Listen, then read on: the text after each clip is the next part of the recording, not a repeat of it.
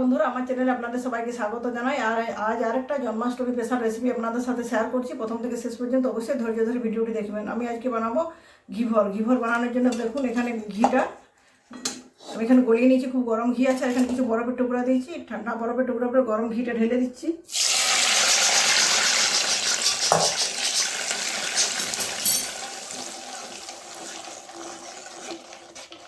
দিয়ে খুব ভালো মতো করে মিক্স করে নিচ্ছি।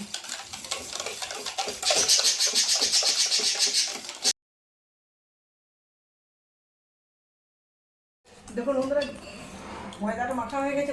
অ্যাড করছি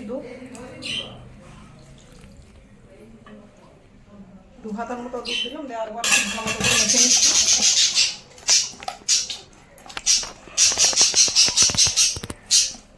এরপর এখানে অ্যাড করছি 1 কাপের মতো ঠান্ডা জল, ব্যাটারটা কিছু পাতলা করার জন্য। তারপর খুব ভালো মতো করে মিক্স করে নিচ্ছি। মিক্স করে নেওয়ার পর কিছু বরফের টুকরো দিয়ে তার উপরে মিশ্রণটা রেখে দেবো। দেখুন বন্ধুরা, আমার ঘিভরের মিশ্রণটা পুরোপুরি রেডি হয়ে গেছে। একটা বড় বাটিতে দিয়েছি কয়েক টুকরো বরফ। সেই ঠান্ডা বরফের উপর মিশ্রণটা দিয়ে রেখে দিচ্ছি। আর ওদিকে তেলটা বসিয়ে দিচ্ছি, ঘিটা বসিয়ে দিচ্ছি ঘিভর তৈরি করার জন্য। ঘিটা গরম হচ্ছে আর তার সাথে সাথে চিনির সিরাটাও তৈরি করে নেবো। দেখুন বন্ধুরা, ঘিভর বানানোর জন্য ঘিটা আমি খুব ভালো মতো করে গরম করে নিচ্ছি হাই হিটে। গ্যাসের ফ্লেমটা হাইয়ে থাকছে। এবার কীভাবে ঘিভরটা বানাচ্ছি সেটা আপনাদের দেখাচ্ছি। আপনারা খুব ধৈর্য সহকারে দেখতে থাকুন। বারবার অল্প পরিমাণ ব্যাটার দিয়ে আস্তে আস্তে ঘিভরটা তৈরি করুন।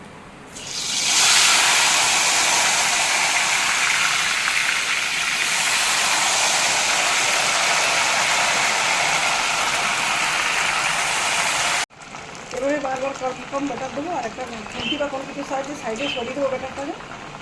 মাঝখানটাকে ফাঁকা করে নেবো।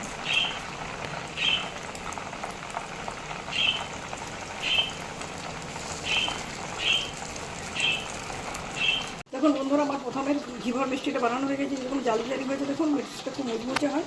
এভাবে বাকি মিষ্টিগুলো বানিয়ে নিচ্ছি। সম্ভবত 4টে মিষ্টি বানানো যাবে এই ব্যাটারটা।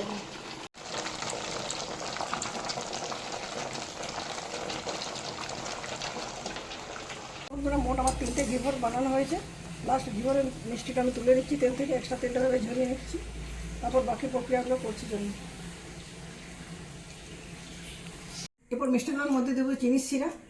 চিনির সিরাতে মেলাচ দিচ্ছি। তো দেখুন ঘন চিনির সিরা তৈরি করেছি। চিনির সিরাটা বাইরে যাবে না, এর মধ্যে শুধু জমাট বেঁধে যাবে।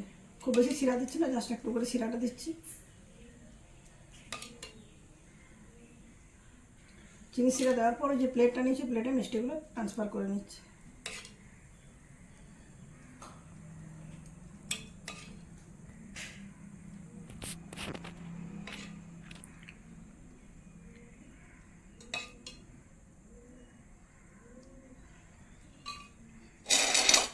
দুধের ক্ষীর বানিয়েছি। ক্ষীরটাতে আমি চিনি দিয়ে নিই, যেহেতু চিনি সিরা দিয়েছি। এর মধ্যে কিছুটা আমুল দুধের গুঁড়ো দিয়েছি টেস্টটা বাড়ানোর জন্য।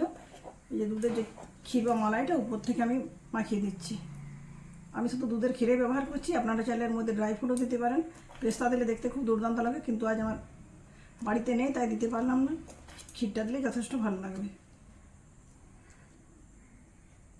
তো দেখুন বন্ধুরা, আমার জন্মাষ্টমী স্পেশাল সুপার টেস্টি ঘিভরের মিষ্টি বানানো পুরোপুরি কমপ্লিট হয়ে গেছে। মিষ্টিটা এমনিতে খেতে খুব সুন্দর লাগবে, যেহেতু ঘি দিয়ে বানানো।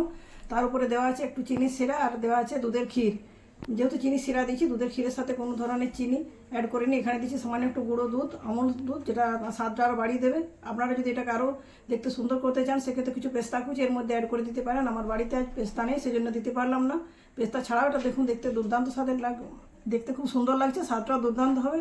তো বন্ধুরা, আমি আশা করছি আমার রেসিপি আপনাদের খুবই ভালো লাগবে। আপনার বাড়িতে অনেক ধরনের মিষ্টি বানিয়েছেন বা দোকান থেকে অনেক ধরনের মিষ্টি কিনে খেয়েছেন। এই মিষ্টিটা একবার বাড়িতে বানাবেন, দেখবেন বারবার বানাতে ইচ্ছে করবে। তো বন্ধুরা, আশা করছি আমার রেসিপিটি খুবই ভালো লাগবে। যদি ভালো লাগে ভিডিওটিতে লাইক এবং শেয়ার করবেন। চ্যানেলটি যদি নতুন বন্ধু হয়ে থাকেন, চ্যানেলটি এখনও সাবস্ক্রাইব করে না থাকেন, চ্যানেলটি অবশ্যই সাবস্ক্রাইব করে পাশে থাকা বেল বাটন অন করে দেবেন আমার চ্যানেলে সমস্ত ভিডিওর আপডেট পাওয়ার জন্য। আজকের মতো এ পর্যন্ত। পরের দিন দেখা হবে নতুন কোনো রেসিপির সাথে। ধন্যবাদ।